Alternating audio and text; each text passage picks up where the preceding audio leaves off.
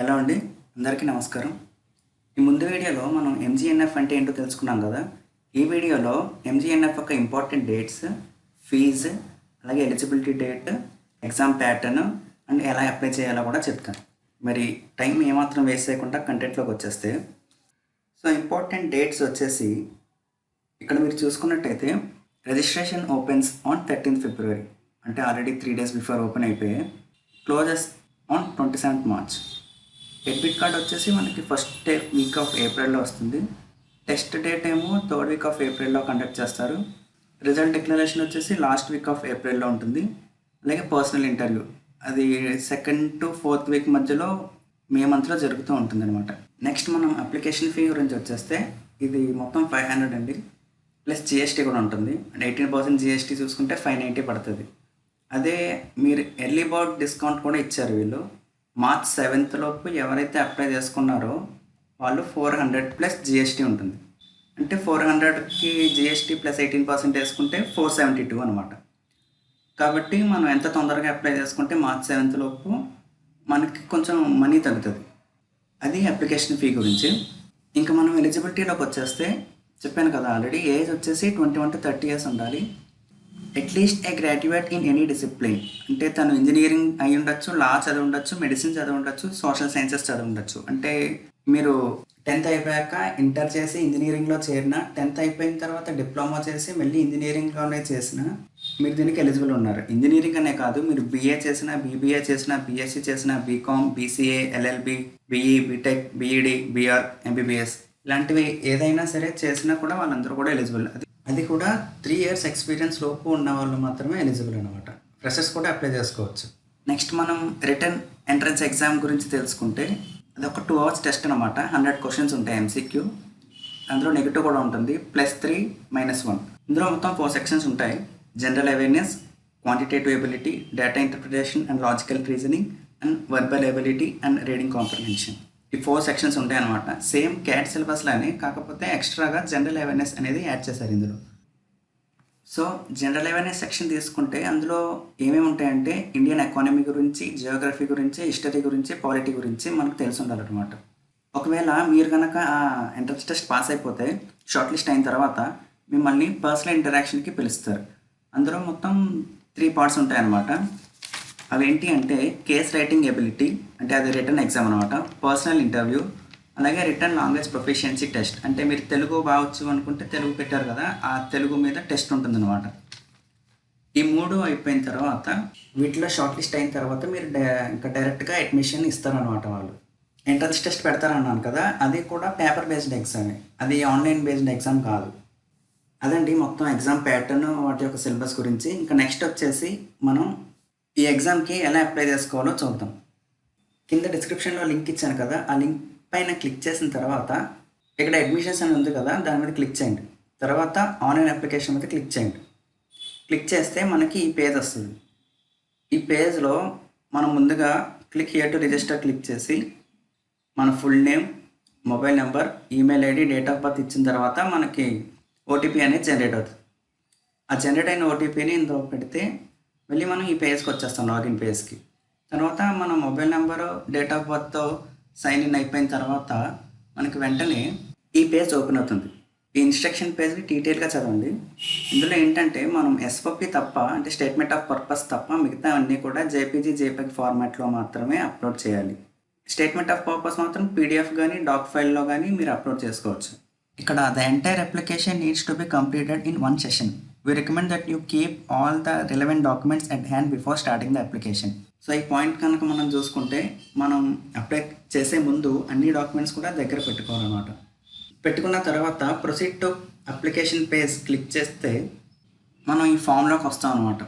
So ఇక్కడ మన full name, date of birth, mobile number, email ID, gender, nationality, religion, marital status, category, father's name, mother's name అవన్నీ కూడా fill చేయాలి. చూడండి ఇక్కడ ఏమేమి ఫిల్ చేయాలో మొత్తం చూపిస్తాను ఒకసారి. ఇక్కడ మీకు లాంగ్వేజ్ వచ్చేసి మీరు ఏ లాంగ్వేజ్ అయితే చూస్ చేసుకోవాలి అనుకుంటున్నారో ఆ లాంగ్వేజ్. నేను తెలుగు చూస్ చేస్తున్నాను.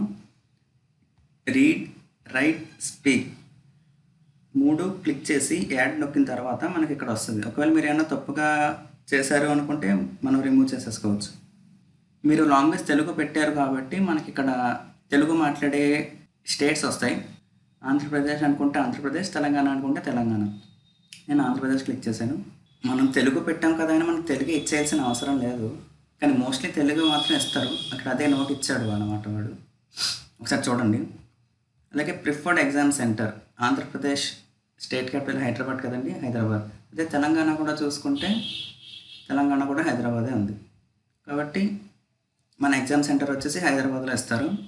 ఇక్కడ మీ అడ్రస్ మొత్తం ఫిల్ చేయండి. ఇక్కడ టిక్ పెడితే కనుక సేమ్ అక్కడ అదే వస్తుంది మీకు. అక్కడ కాపీ అయిపోతుంది, మీరు మళ్ళీ ఏం ఫిల్ చేయని అవసరం లేదు.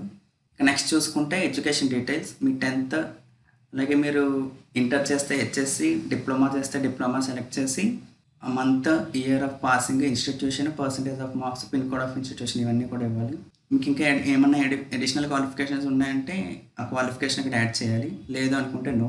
నెక్స్ట్ ఎంప్లాయ్మెంట్ డీటెయిల్స్, మీకు వర్క్ ఎక్స్పీరియన్స్ ఉంది అనుకుంటే ఎస్ క్లిక్ చేసిన తర్వాత ఆ name of the organization, joining date, ఎప్పుడు జాయిన్ అయ్యారు, మీరు కరెక్ట్గా వర్క్ చేస్తున్నారా లేదా అనేవి డీటెయిల్స్ అన్నీ కూడా ఇక్కడ యాడ్ చేయాలి.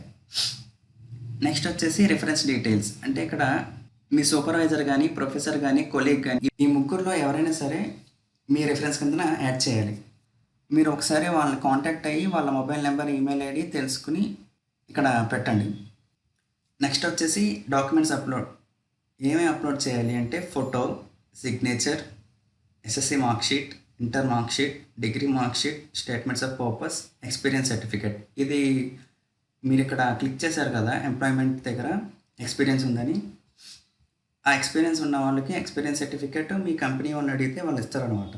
సో ఈ ఫిల్ చేయడం మొత్తం అయిపోయిన తర్వాత ప్రొసీడ్ క్లిక్ చేసిన తర్వాత మీకు ఒక ప్రివ్యూ వస్తుంది. మీరు ఏమన్నా ఎడిట్ చేసుకోవాలనుకుంటే ఎడిట్ చేసుకోవచ్చు. ఒకసారి ఆ ప్రివ్యూ కూడా ఓకే అనుకుంటే మనం నెక్స్ట్ పేమెంట్ స్టేటస్కి వచ్చేస్తాం. ఇలా పేమెంట్ మెసేజ్ అని ఒకటి వస్తుంది. తర్వాత ప్రొసీడ్ టు పేమెంట్ కొడితే మనం ఈ పేజ్లోకి వచ్చేస్తామండి. చూసారా, 400 ప్లస్ జిఎస్టీ 18% కదా, 472 అడుగుతుంది ఇది. సో మీరు క్రెడిట్ కార్డ్ అయితే క్రెడిట్ కార్డ్, డెబిట్ కార్డు ఉంటే డెబిట్ కార్డు, అలాగే మీకు యూపీఐ ద్వారా కూడా మీరు దీన్ని పే చేయొచ్చు. సో అదండి ఎలా పే చేయాలో. నెక్స్ట్ మనం ట్యూషన్ ఫీ గురించి వచ్చేస్తే ఇది కంప్లీట్లీ ఫండెడ్ బై ఎంఎస్డి. మనం ఒక చిన్న పైసా కూడా కట్టనవసరం అవసరం లేదు దీనికి. ఇంకా వాళ్ళే మనకు తిరిగి నెలకి 50,000 ఇస్తారు ఫస్ట్ ఇయర్లో, సెకండ్ ఇయర్లో 60,000 ఇస్తారు. అలాగే మనం సెలెక్ట్ అయిన తర్వాత మనం ఇక్కడ చాలా స్టేట్స్ ఇచ్చారు కదా, ఈ స్టేట్స్లో మనం సెలెక్ట్ చేసుకున్న లాంగ్వేజ్ని బట్టి ఆ స్టేట్లో ఏదో ఒక డిస్ట్రిక్ట్ ఇస్తారనమాట. మీరు ఇక్కడ మొత్తం ట్రైనింగ్ ఎలా ఉంటుంది, ఏమేమి ఉంటాయి, వర్క్ వీక్ ఎలా ఉంటుంది, అకామిడేషన్ గురించి, అకామిడేషన్ కూడా వాళ్ళే పెట్టుకుంటారు, కాకపోతే అరేంజ్మెంట్స్ మనమే చేసుకోవాలి. అలాగే లీవ్స్ గురించి, పోస్ట్ కంప్లీషన్ ఆపర్చునిటీస్, ఇవన్నీ కూడా ఇందులో చూడొచ్చు. ఒకసారి మనం పోస్ట్ కంప్లీషన్ ఆపర్చునిటీస్ చూసుకుంటే ఐఐఎమ్స్ మనకి ఏమాత్రం ప్లేస్మెంట్ అయితే ప్రొవైడ్ చేయదు. Only certificate of public policy and management అనే సర్టిఫికేట్ ఇస్తుంది మనకి.